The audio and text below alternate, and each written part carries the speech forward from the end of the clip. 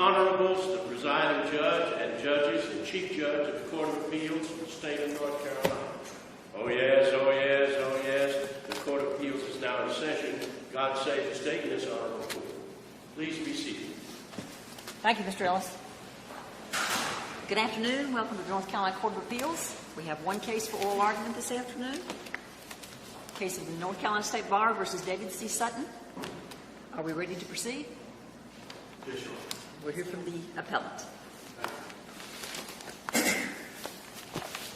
May it please the court, I would like to reserve 5 minutes for rebuttal. Certainly, sir. The one thing that binds us all together, whether we be lawyers, judges, or brick masons, is the document called the Constitution. And in this case, there are two constitutions that are at issue, both the North Carolina Constitution and the United States Constitution. And that is what this case is largely about, is about those two documents. Those two documents confer on citizens of our state and our country such rights as freedom of speech and due process. They also permit certain things. They permit the courts to have certain jurisdiction to do certain things, and they also prohibit the legislature and different parts of government from doing certain things, and that doctrine is separation of powers and encroachment upon one branch versus the other. Let's see what the North Carolina State Bar has to say about the First Amendment to the United States Constitution.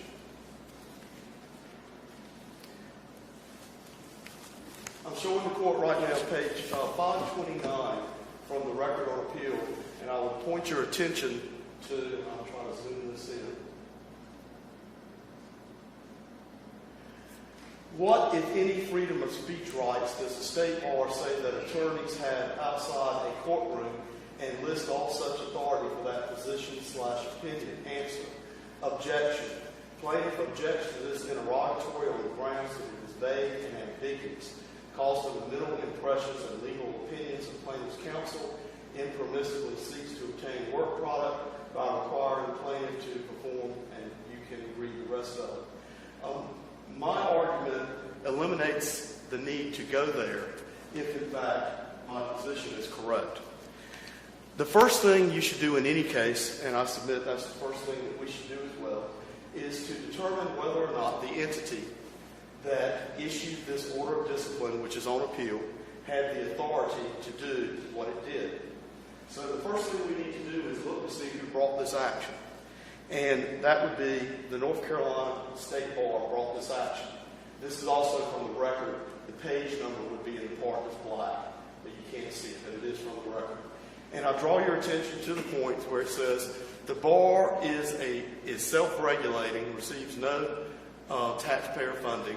It's not in competition with other entities for legislative appropriations, and its independence fosters an independent bar where self-governed lawyers have the freedom to represent their clients effectively.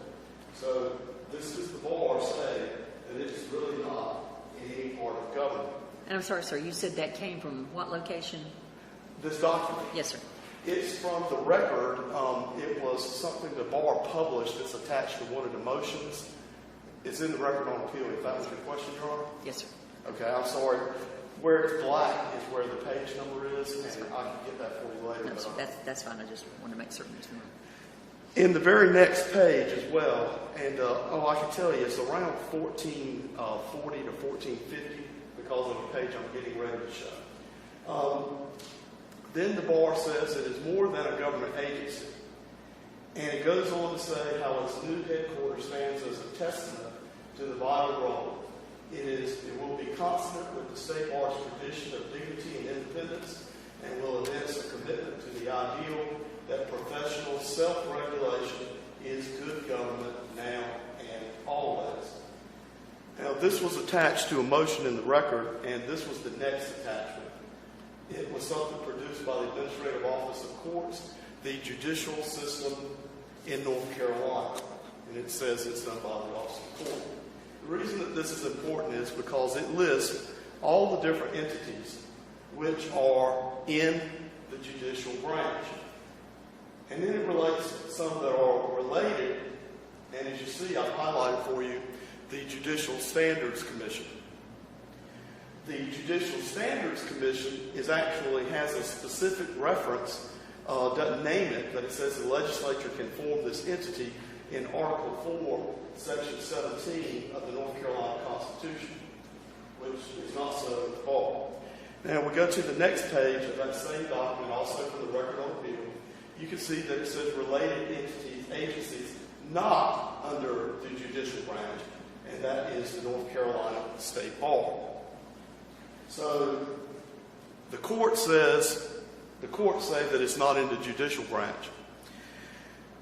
What is the bar, and what does it say it has jurisdiction over?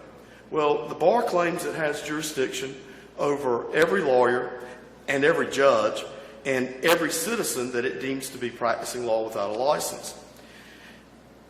I addressed briefly the First Amendment, but I said that my argument is that we won't have to address it if my position is correct. The bar contends in its answer brief that the Disciplinary Hearing Commission has jurisdiction to adjudicate constitutional issues. If it does not, and the appellant's position is that it does not, then our inquiry can really end right here. How the First Amendment would apply to the particular facts of it are not relevant if they couldn't do so regardless, and the appellant's position also they didn't in either event. The bar says they inherently did so. The point is we could stop right here. Let me go on to that. They say... Who would have the authority to adjudicate those issues if not the bar? I'm sorry, Your Honor? Who would have the authority to adjudicate those constitutional issues if not the state bar? Well, the North Carolina Supreme Court said in the Dumont versus State Bar case that the Gilbert case, and I believe Dumont, that the superior courts under North Carolina General Statute 7A-245 have the jurisdiction over constitutional claims to address those matters in the superior courts. And there's another case, 1997 case, Act Up Triangle versus Commission of Public Health, where the North Carolina Supreme Court went further and said that, and this is a case involving an agency that was properly constituted and allocated to the executive branch. Still, the Supreme Court said in that case that to determine the constitutionality of an administrative rule, jurisdiction lies in the superior court.